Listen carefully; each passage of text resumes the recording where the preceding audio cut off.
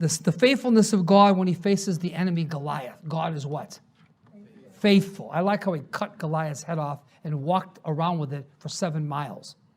I want to see that when I go to heaven. I want to have the movie played back. I want to see a bloody, dripping guts head walking around with the head. No, that's a true picture. I think he started kick soccer back then. Scored a goal quick. He brought the head to Saul's palace. Can you imagine what Saul's palace was like? Imagine bringing that bloody thing in there. Hey, remember him? You know, huh? He don't look too hot right now, does he? His mouth isn't moving. The call of God, and he faced Goliath. He just knew that when he's facing the enemy, God is what?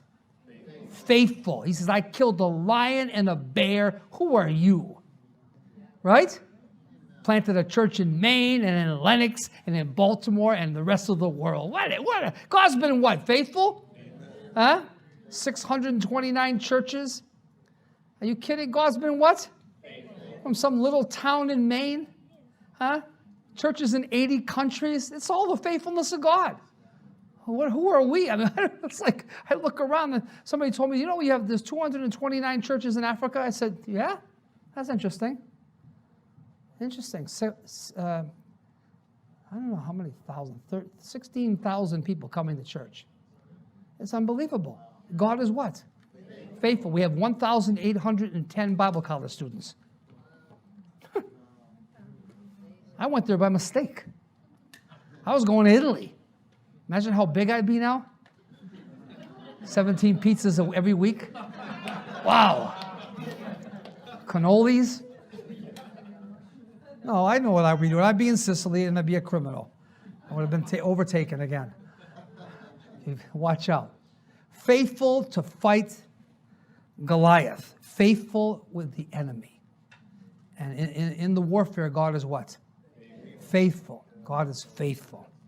Next, number 3, faithful in friendships. He had Jonathan all the way. Faithful in friendship, David and Jonathan.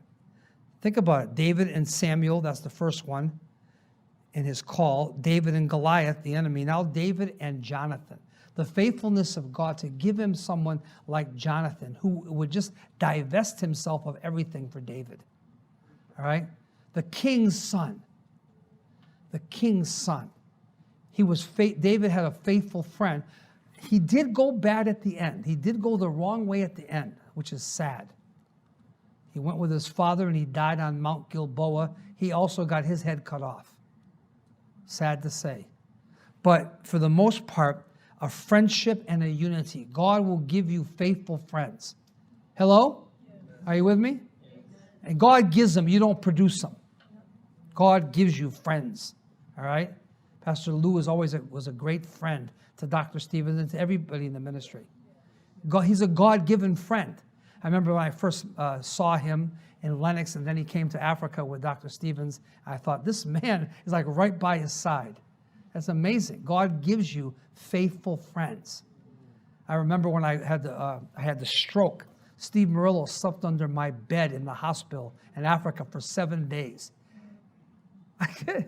Dwayne George was there with me one time in the hospital, and he ate 6 meals a day. Because he would get one, I would get one, and I saw the bill. And I said, he's a faithful friend. He goes, what's mine is yours, and what's yours is mine. I said, does that go for our books too? Because he would take my books and erase my name in it and write his name in my Bibles. That's faithful. You could count on him. No, really, God give you faithful friends. This is important.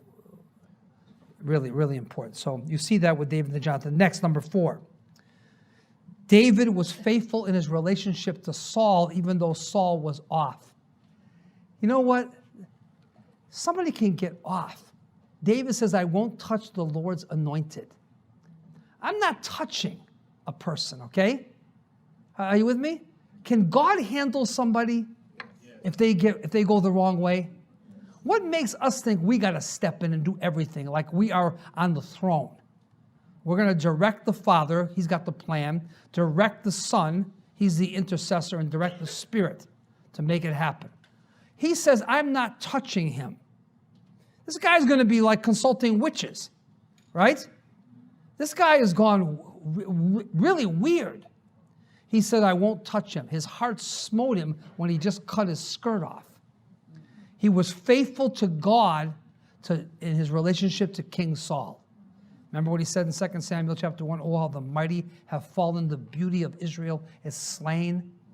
He just elevated him, built him up. So we saw the faithfulness of God in David's relationship. That's 1 Samuel 19, 20, 24, and 26. Look at those chapters. They're amazing. The faithfulness of God, David and Saul. Next, we talked about this last week, 1 Samuel 22 and 2 Samuel 23, David and the mighty men. These guys were faithful to David. He wanted to drink from the well of Bethlehem. I don't know. Do you know what that meant? Hello? Are you here? You know what that meant? Do you know that those 3 men had to fight through 4 armies? No, you got to figure this out.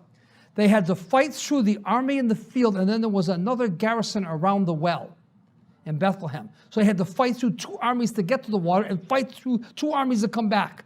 And then he pours it out. Imagine how offended you'd get. You almost got killed 4 times, and he takes the water and dumps it out.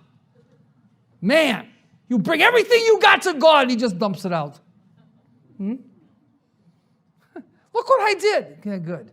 Watch. Match. Are you offended? David and his relation, those guys were on his right and his left all the time. There was faithfulness there. Those men were raised up, and they immediately went to Solomon. They understood because David directed them there. David directed them. But the faithfulness of God between David and those men. They're in a cave, he's in a cave. He's in the wilderness, they're in the wilderness. He's getting abused, they're getting abused. He's fighting, they're fighting. There's faithfulness there.